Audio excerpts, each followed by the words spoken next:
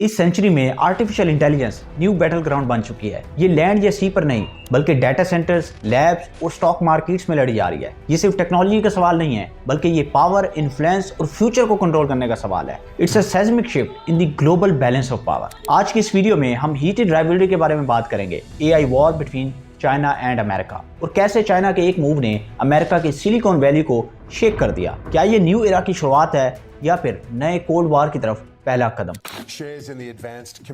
It was one of the worst. If the Chinese company had $1 billion-dollar investment the way it said it had, then it is DeepSeek. AI race पिछले 10 सालों से शुरू है, लेकिन recent years में ये काफी ज्यादा एस्केलेट हो गई है और अब एक वार की शक्ल इख्तियार कर चुके हैं। इसका कोर है सेमीकंडक्टर्स, ये टाइनी चिप्स जो कि स्मार्टफोन से लेकर एडवांस एआई मॉडल्स तक को पावर देती हैं। और इस फील्ड में एनवीडिया को अभी तक कोई भी डोमिनेट नहीं कर पाया। एनवीडिया की जीपीयूज एआई डेवलपमेंट की बैकबोन बन गए। लेकिन जब अमेरिका और चाइना के बीच टेंशंस बढ़ी तो तब कंसर्न्स ये थे कि आखिर इन क्रिटिकल टूल्स को कौन एक्सेस कर पाएगा। तभी यूएस ने एक बोल्ड डिसीजन लिया और 2023 में चाइना और बाकी राइवल्स को एनवीडिया की हाई एंड चिप्स एक्सपोर्ट को बैन कर दिया, जिसका मकसद सिर्फ इतना था कि चाइना इस तरह की एडवांस टेक्नोलॉजी ना बना सके।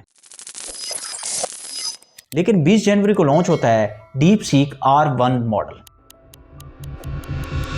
जिसने यूएस स्टॉक मार्केट्स को हिलाकर रख दिया। एक दिन में $1 ट्रिलियन गायब। ये एआई मॉडल सिर्फ पावरफुल नहीं है बल्कि फ्री, ओपन सोर्स, एफिशिएंट और चैट जीपीटी की डेवलपमेंट कॉस्ट का सिर्फ 3% खर्च करके बनाया गया है। ये कोई नॉर्मल अचीवमेंट नहीं है बल्कि पूरी दुनिया में एआई रेस की शुरुआत हो गई है, या शायद एआई वॉर की, जिसमें यूएस को काफी बड़ा शॉक लगा। नाउ यू माइट थिंकिंग कि मुझे इस एआई से क्या लेना देना। Well, what if I told you this isn't about technology, this is about dominance, this is about who controls the future, and right now China is holding all the cards. वैसे ये भी काफी हैरान करने वाली बात है कि ओपन एआई DeepSeek पर आईपी थेफ्ट का इल्जाम लगा रहा है और साथ ये भी कहा कि इन्होंने हमारा सारा डाटा चोरी करके अपना एआई मॉडल बनाया है। बंदा ओपन एआई से पूछे कि आप कितने ट्रांसपेरेंट हो, मतलब हिपोक्रेसी की भी कोई लिमिट होती है। आपने इंटरनेट से पूरा डाटा चोरी करके अपना एआई मॉडल बनाया, लेकिन अब चोर को मोर पड़ गए हैं तो अब तकलीफ हो रही है। DeepSeek R1 मॉडल सिर्फ ओपन एआई को कम्पीट नहीं कर रहा बल्कि उसे बीट कर रहा है। चैट जीपीटी, गूगल का जेमिनाई, एंथ्रोपिक का क्लॉड, फेसबुक का लामा, माइक्रोसॉफ्ट का कोपायलट, इन सबको DeepSeek ने पीछे छोड़ कर रख दिया है, और है भी फ्री में। और सबसे शॉकिंग बात यह है कि इसे बनाने में सिर्फ 2 महीने लगे और कॉस्ट आई $6 मिलियन से भी कम, जबकि American companies billions of dollars खर्च कर रही हैं अपने एआई मॉडल्स को बनाने में। और यहाँ मैं एक बात क्लियर कर दूं कि ऐसा बिल्कुल भी नहीं है कि DeepSeek इन सबसे ज्यादा पावरफुल है, बल्कि DeepSeek कोडिंग, रीजनिंग और लॉजिक में इन सब से कुछ बेटर परफॉर्म करता है। बाकी अगर आपने डेली लाइफ पर्पस के लिए यूज करना है तो चैट जीपीटी से बेस्ट कोई एआई मॉडल नहीं है। DeepSeek R1 uses something called mixture of experts. In short, ये एक यूनिवर्सिटी की तरह है, मतलब एक जीनियस बैठकर सब कुछ नहीं कर रहा बल्कि अलग अलग डिपार्टमेंट्स है। अगर आपको मैथ चाहिए तो मैथ डिपार्टमेंट्स को भेजो, अगर आपको कोडिंग चाहिए तो कोडिंग डिपार्टमेंट को भेजो, फिजिक्स के रिलेटेड कुछ जानना है तो फिजिक्स डिपार्टमेंट को भेजो। इन शॉर्ट, हर काम के लिए एआई सब मॉडल्स हैं, जिससे एआई ज्यादा तेज, लो कॉस्ट और एफिशिएंट बन जाता है। और इस एआई मॉडल की सबसे इंटरेस्टिंग बात यह है कि ये ओपन सोर्स है, मतलब कि आप इसे कहीं भी किसी भी वक्त मॉडिफाई कर सकते हैं, इसमें कोई चीज़ ऐड कर सकते हैं और खुद का मॉडल डिज़ाइन कर सकते हैं, जैसे कि परप्लेक्सिटी ने किया। क्योंकि DeepSeek R1 पर आप चाइनीज गवर्नमेंट के रिलेटेड कुछ भी इंफॉर्मेशन नहीं ले सकते, तो इसीलिए परप्लेक्सिटी ने इनके मॉडल को उठाकर कुछ चेंजिंग्स किए हैं, जिसके बाद आप परप्लेक्सिटी की वेबसाइट पर जाकर आप इस एआई मॉडल से कुछ भी पूछ सकते हैं।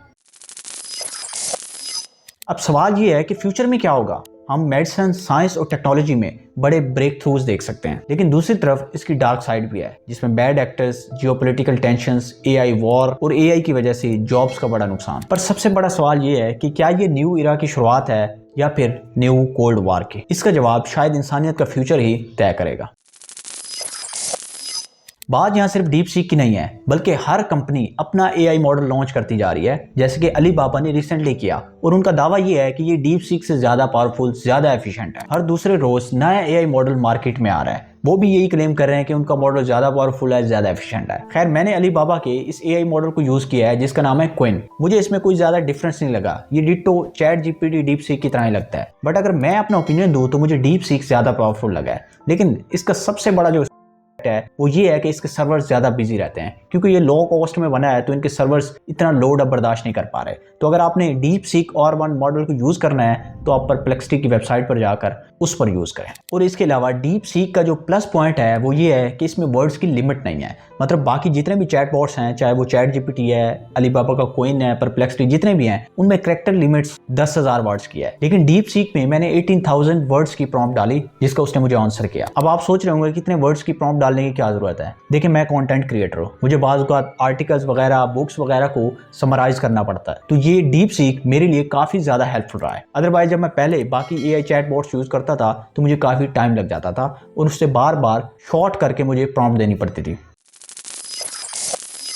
जब से ये डीप सीक का R1 मॉडल लॉन्च हुआ है, अमेरिका में खलबली मची हुई है। अमेरिकन टेक जायंट्स काफी ज्यादा शॉक्ड हैं, जबकि यूएस गवर्नमेंट डीप सीक को बैन करने पर तुली हुई है। उनका कहना यह है कि ये सिक्योरिटी के लिए रिस्क है। इवन के कुछ यूरोपियन कंट्रीज भी ये कह रही हैं। ये सिर्फ और सिर्फ बहाना है डीप सीक को बैन करने के लिए। लेकिन यहाँ एक बात क्लियर है, इसमें कोई शक नहीं है कि चाइनीज गवर्नमेंट यूजर्स के डाटा को यूज करती है और डीप सीक है भी चाइनीज कंपनी, तो पॉसिबल नहीं है कि ये डाटा सिक्योर हो। जैसे कि टिकटॉक का डाटा है, आप सबको पता है कि चाइनीज गवर्नमेंट टिकटॉक के डाटा को यूज करती है, लेकिन यूएस गवर्नमेंट सिर्फ इसलिए ये स्टेप ले रही है क्योंकि उन्हें खतरा है कि कहीं ये उनकी टेक जायंट से आगे ना निकल जाए।